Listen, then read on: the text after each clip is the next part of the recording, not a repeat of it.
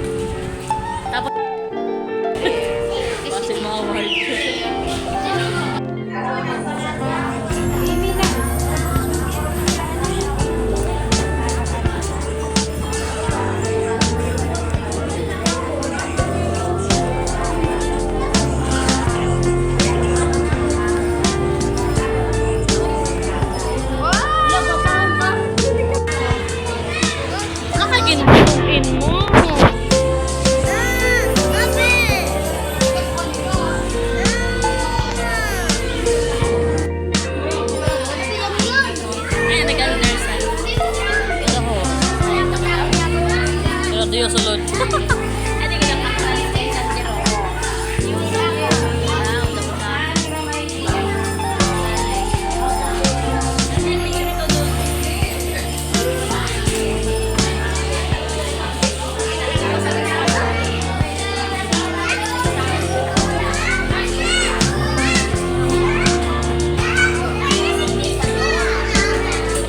Ayan nga po, katapos nga pong bilisingan yung mga pagkain, ayan, nagsipilan na po kami para po magsandok ng aming mga gustong kakainin ngayong December 15, Christmas party, kindergarten masunurin. Ayan, kung makikita nyo naman po, wala pong palaman yung pagkain niya, yung pizza, kasi yan talaga yung gusto niya. Pinapakain po sa akin yung topping, so sa kanya po yung tinapay. Ayan, kinuhanan ko rin po ng video yung mga batang kumakain para memorable naman po yung Christmas party ng kindergarten namin. Kami pong mga parents ay bring to share po sa pagkain, kaya tingnan nyo naman, napakadami pong pagkain na makikita sa pagkainan at doon sa lagayan ng mga pagkain. So ayan nga po yung spaghetti ko nga po, ang sarap-sarap daw. Totoo ba? O ako lang yung nasasarapan. At kung makikita nyo nga po sa board, meron pong Christmas tree na dala ni Ami at mga regalo po ng mga bata na galing po mismo sa parents, hindi po exchange gift.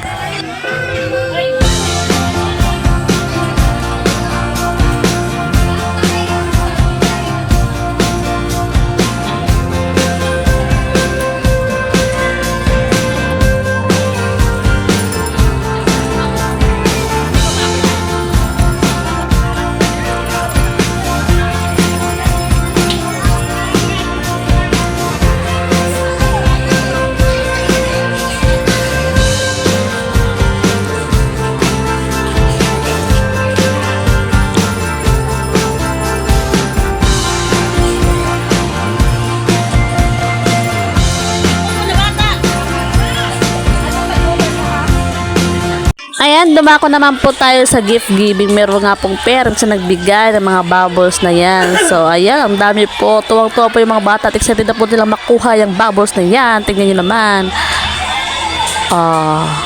Ayan. So, meron pa pong pagkain.